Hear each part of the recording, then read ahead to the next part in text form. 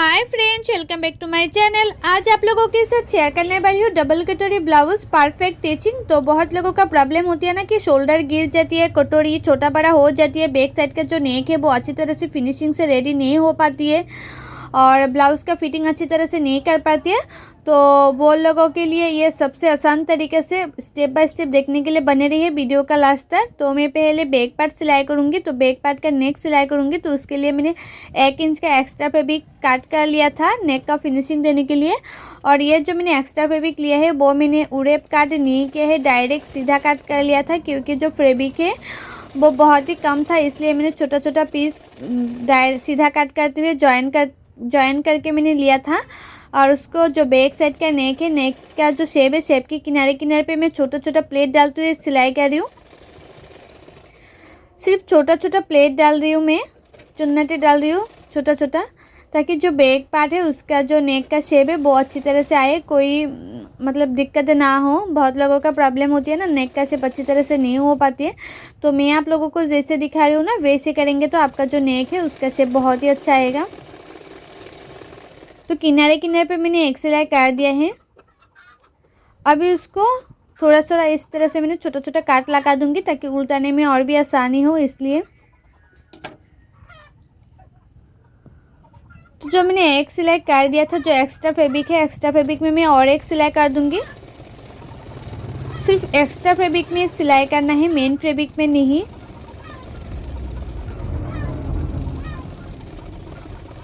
तो extra fabric में मैंने किनारे किनारे पे सिलाई कर लिया है।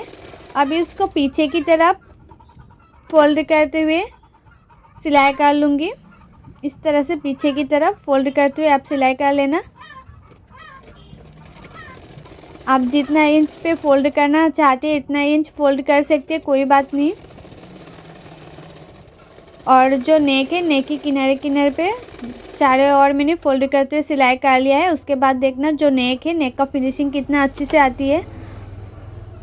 तो आप लोग खुद ही देख सकते हो नेक का फिनिशिंग कितना अच्छा आया है। अभी टेकन दे दूंगी, तो टेकन के लिए इस तरह से मैंने 2 फोल्ड किया है। अभी उसको इस तरह से 4 फोल्ड कर लूँगी और साइड से 2 इंच छोड़ते हुए 4 फोल्ड कर देना है। जो 2 इंच मैंने एक्स्ट्रा लिया था ना उसको छोड़ते हुए मैंने 4 फोल्ड करते हुए एक मार्क मतलब काट भी कर लिया है। इसमें टेकन दे दूंगी और टेकन का लंबाई आप लोग बैक नेक के हिसाब से दे सकते हैं। जो बैक नेक का ज़्यादा डीप हो तो 3 इंच देना, डीप कम हो तो 4 इंच देना। तो मैंने इसमें 4 इंच का टेकन का लंबाई दे रही हूँ और साइड से मैंने हाफ इंच दे रही हूँ सिलाई मार्जिन के लिए। तो दोनों साइडों में टेकन देना कंप्लीट हो गए हैं। अभी नीचे भी मैं एक्स्ट्रा पट्टी लगा लूँगी। तो उसके लिए इस तरह से फोल्ड करना, फोल्ड करने के बाद देखना नीचे की साइड में इस साइड से तिरछा हो जाती है, टेकन देने के बाद ना तिरछा हो जाती है, तो उसको इस तरह से सीधा करते हुए काट कर लेना है। उसके बाद नीचे की पार्ट में भी एक्स्ट्रा पट्टी लगा लेना है 1 इंच का। लेकिन जो नीचे का पट्टी है वो मैंने 1 इंच का नहीं लिया था, 1.5 इंच का लिया था। मुझे जो कस्टमर ने ब्लाउज़ बनाने के लिए दिया था तो मुझे बोला था कि नीचे जो पट्टी होता है वो थोड़ा सा चौड़ा हुआ फोल्ड करने के लिए, तो देखने में अच्छा लगता है, ऐसे बोला है मुझे। तो मैंने थोड़ा सा चौड़ा हुआ पट्टी रखा है। आप लोग चाहे तो 1 इंच भी रख सकते हैं, कोई बात नहीं है, लेकिन मैंने 1.5 इंच रखा है। और उसके बाद देखना जो बैक साइड है ना, मैंने थोड़ा सा चौड़ा हुआ करते हुए फोल्ड करूँगी।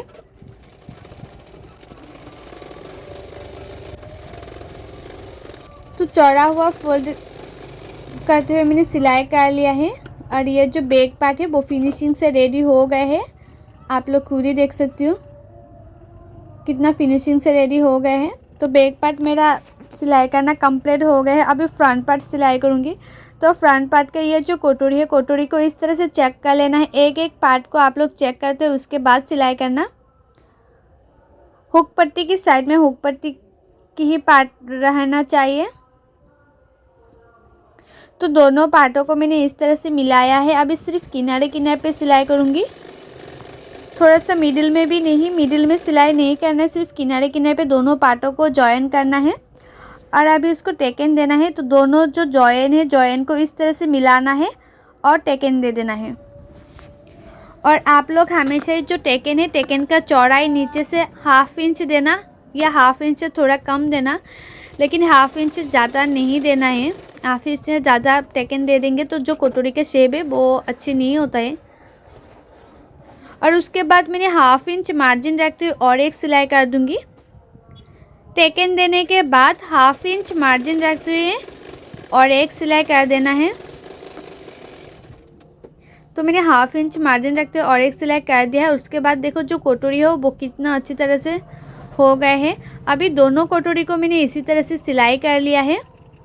दोनों कटोरी को इस तरह से सिलाई कर लेना है और दोनों कटोरी का मार्जिन जो है ना वो सेम सेम रखना है। एक कटोरी को जैसे सिलाई किया है दूसरा कटोरी को भी ऐसे ही सिलाई करना है। थोड़ा सा भी मार्जिन कम ज़्यादा हो जाएगा तो जो कटोरी है वो छोटा बड़ा हो जाती है। तो कटोरी में 3 नंबर पार्ट भी मैं जॉइन कर रही हूँ। और 3 नंबर जब भी पार्ट जॉइन करेंगे ज़्यादा खींचना नहीं है पार्टों को। ज़्यादा खींचेंगे तो छोटा बड़ा हो जाएगा और उसके बाद और भी दिक्कत आएगा। सिर्फ हल्के हल्के हाथों से मिलाते जाना है और सिलाते जाना है। हाफ इंच मार्जिन रखते हुए सिलाते जाना है। बहुत लोग होती है ना ज़्यादा खींच देती है, उसके बाद जो कटोरी के पार्ट होता है बहुत छोटा बड़ा हो जाती है, तो ज़्यादा खींचना नहीं है। तो देखो कटोरी का 3 नंबर पार्ट लगाना कंप्लीट हो गए हैं। अभी बेल्ट का पार्ट लगा लूँगी। तो बेल्ट को इस तरह से इसके ऊपर रखना है और बेल्ट को भी हाफ इंच मार्जिन रखते हुए सिलाई कर लेना है। और ये जो मैंने ब्लाउज़ कटिंग किया है वो मैंने फॉर्मा से कटिंग किया था, क्योंकि मुझे एक कस्टमर ने इस तरह से ब्लाउज़ जो है ना वो मुझे 4 ब्लाउज़ दिया था, 4 ब्लाउज़ का पीस दिया था, तो बनाने के लिए दिया था। तो उसको एक एक करते हुए मेन फैब्रिक में कटिंग करूँगी तो फैब्रिक भी ज़्यादा लगता है और टाइम भी बहुत ही ज़्यादा लगता है, इसलिए मैंने डायरेक्ट फॉर्मा से कटिंग कर लिया था। और फॉर्मा से किस तरह से कटिंग करना चाहिए ऑलरेडी मेरे यूट्यूब चैनल पर मैंने वीडियो अपलोड किया है पहले, आप लोग जाके ज़रूर देखिएगा। तो देखो बेल्ट का शेप भी देना हो गया है, मतलब बेल्ट सिलाई करना कंप्लीट हो गए हैं। अभी दोनों पार्टों में मैंने इसी तरह से बेल्ट सिलाई कर लिया है और जॉइन टू जॉइन देखो पूरा मैचिंग कर रही है। यह जो बैक पार्ट है, बैक पार्ट से अभी फ्रंट पार्ट का लंबाई ले लूँगी। बहुत लोगों को होता है ना कि जो फ्रंट पार्ट होता है वो बड़ा हो जाती है, नहीं तो बैक पार्ट बड़ा हो जाती है। तो आप लोग जब भी सिलाई करेंगे शोल्डर तो इस तरह से चेक करते हुए सिलाई करना, ताकि दोनों पार्ट बराबर से आए, मतलब दोनों पार्ट लंबाई सेम सेम हो। तो दोनों पार्टों से मैंने इस तरह से लंबाई रख कर उसके बाद जो एक्स्ट्रा फैब्रिक है वो मैंने इस तरह से फोल्ड कर लिया है फ्रंट पार्ट में। तो फोल्ड करना भी हो गया है और दोनों पार्टों में मैंने इसी तरह से फोल्ड कर लिया। बेल्ट का जो नीचे का पार्ट है वो फोल्ड कर लिया है। अभी हुक पट्टी लगाऊंगी। तो हुक पट्टी के लिए ये जो राइट साइड है, राइट साइड का पार्ट में मैंने इस तरह से एक पट्टी लिया है।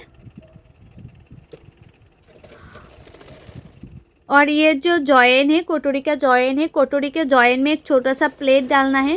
सिर्फ जो राइट साइड का होता है, राइट साइड का पार्ट में कटोरी के फ्रंट साइड में एक छोटा सा प्लेट डालना पड़ता है। छोटा सा प्लेट डालने से ना उसका फ्रंट साइड में फिनिशिंग बहुत ही अच्छी आती है, उसके साथ साथ फिटिंग भी बहुत ही अच्छी आती है। और थोड़ा सा मैंने एक्स्ट्रा फैब्रिक साइड से मैंने काट भी कर लिया है। अभी उसको पीछे की तरफ फोल्ड करते हुए सिलाई कर लूँगी।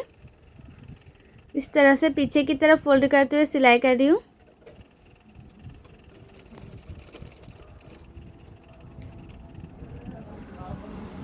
बहुत लोग होती है ना कि हुक पट्टी जो होता है वो अच्छी तरह से लगाती नहीं है, इसलिए जो फ्रंट साइड है उसका फिनिशिंग अच्छी तरह से आती नहीं है। तो आप लोग थोड़ा सा ध्यान देते हुए वीडियो को देखना, उसके बाद इस तरह से सिलाई करेंगे तो आप लोगों का जो ब्लाउज़ है कभी दिक्कत नहीं आएगा फिटिंग के लिए। तो फ्रंट साइड में राइट साइड का जो पार्ट है वो हुक पट्टी लगाना कंप्लीट हो गए है। अभी लेफ़्ट साइड में हुक पट्टी लगाऊंगी। तो उसके लिए मैंने इस तरह से 4 इंच का एक्स्ट्रा फैब्रिक लिया है। लेफ़्ट साइड का जो हुक पट्टी का पट्टी लिया है ना, जो लेफ़्ट साइड के लिए हुक पट्टी का जो चौड़ाई है वो मैंने 4 इंच का लिया है।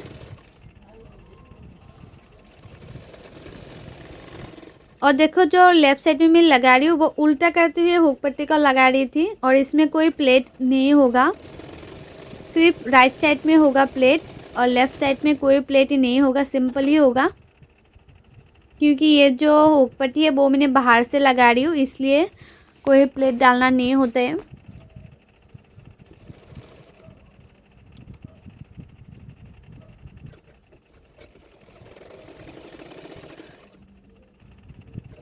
हुक पट्टी के किनारे किनारे पे मैं सिलाई कर रही हूँ और उसके साथ साथ मैं और एक सिलाई कर दूँगी।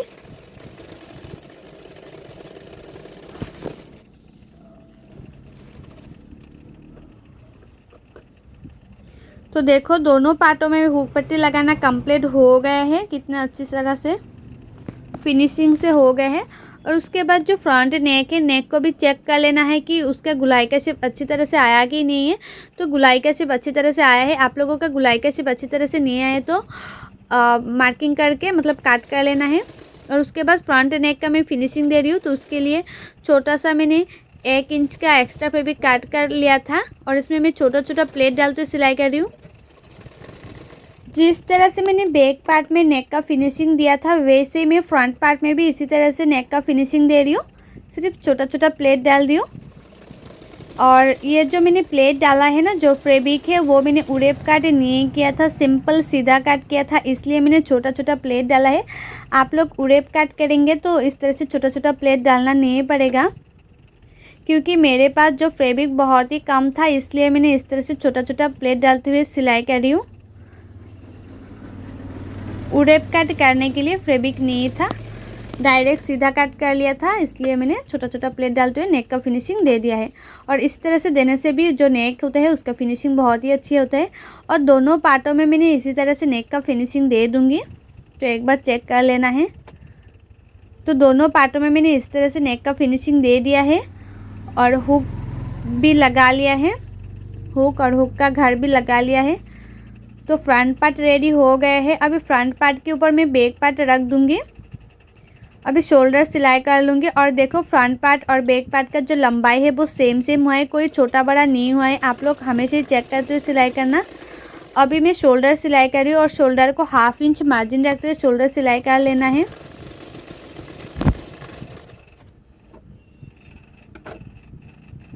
तो मैंने शोल्डर सिलाई कर लिया है, दोनों शोल्डर को मैंने इसी तरह से सिलाई कर लूँगी। और शोल्डर में मैंने 2-2 सिलाई लगा रही हूँ, क्योंकि ये बिना अस्तर वाला फैब्रिक है, इसलिए 2-2 सिलाई डालने से जो ब्लाउज है वो मजबूत होता है, कभी सिलाई टूटता नहीं है। तो शोल्डर भी सिलाई करना हो गया है। अभी दोनों पार्टों को इस तरह से रखना है और साइड से किनारे किनारे पे सिलाई कर लेना है। फिटिंग के लिए सिलाई बाद में करूँगी। तो साइड से मैंने सिलाई कर दिया है, एक एक सिलाई कर देना है। और साइड से देखो थोड़ा सा एक्स्ट्रा फैब्रिक भी निकाला हुआ है ना, वो एक्स्ट्रा फैब्रिक को काट कर लेना है। तो मैंने एक्स्ट्रा फैब्रिक को काट कर लिया है। अभी उसको ब्लाउज़ को उल्टा कर रही हूँ। और ये स्लीवलेस है, मतलब स्लीव नहीं लगेगा इसमें, इसलिए जो स्लीव लगाना होता है इसमें मैं एक्स्ट्रा फैब्रिक लगाऊंगी। इस तरह से मैंने 1 इंच का एक्स्ट्रा फैब्रिक ले लिया है। और ये जो मैं एक्स्ट्रा फैब्रिक लगा रही हूँ वो भी मैंने उड़ेप कट नहीं किया था, तो इसलिए इसमें भी मैं छोटा छोटा प्लेट डालते हुए जो मोहरी की साइड है वो फिनिशिंग दे दूँगी।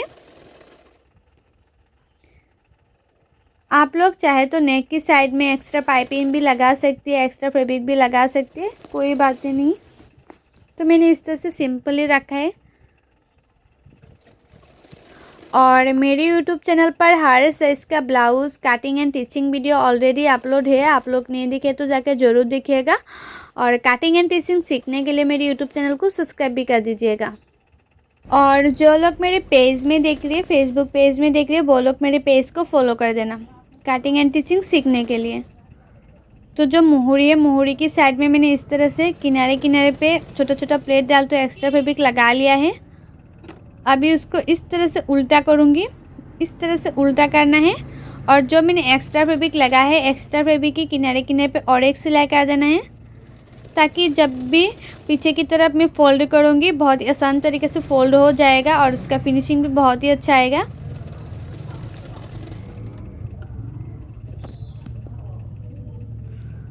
और जो मैंने एक्स्ट्रा फैब्रिक छोटा छोटा प्लेट डालते हुए लगाया है ना, एक्स्ट्रा फैब्रिक को थोड़ा सा मैंने किनारे से और कट कर लिया है, ताकि पीछे की तरफ जब फोल्ड करेंगे ना वो फोल्ड ज़्यादा मोटा ना हो, ज़्यादा मोटी हो जाएंगे तो देखने में अच्छा नहीं लगेगा। थोड़ा सा पतला होने से देखने में बहुत ही अच्छा लगता है, इसलिए मैंने थोड़ा सा पतला रखा है। इसलिए थोड़ा सा किनारे से मैंने एक्स्ट्रा फैब्रिक को काट कर लिया है। अभी उसको इस तरह से फोल्ड कर रही हूँ। और मोहरी की साइड में चारों ओर मैंने इस तरह से फोल्ड करते हुए सिलाई कर लूँगी और दोनों मोहरी की साइड में मैं इसी तरह से सिलाई कर लूँगी। इसी तरह से फिनिशिंग दे दूँगी। तो एक साइड में मैंने इस तरह से फिनिशिंग दे दिया है और नेक्स्ट साइड में भी मैं इसी तरह से फिनिशिंग दे दिया है। तो देखो, और फ्रंट साइड में थोड़ा सा 1/2 इंच अंदर रखते हुए मैंने इस तरह से कटिंग किया था। तो अब इसको उल्टा करूँगी और उसको जो फिटिंग के लिए मार्किंग कर लूँगी। और ये जो ब्लाउज़ था ना वो था 50 साइज़, मतलब जो चेस्ट है वो 50 साइज़ का था। तो मैंने इसलिए डायरेक्ट मेन फैब्रिक में मैंने कटिंग नहीं किया है।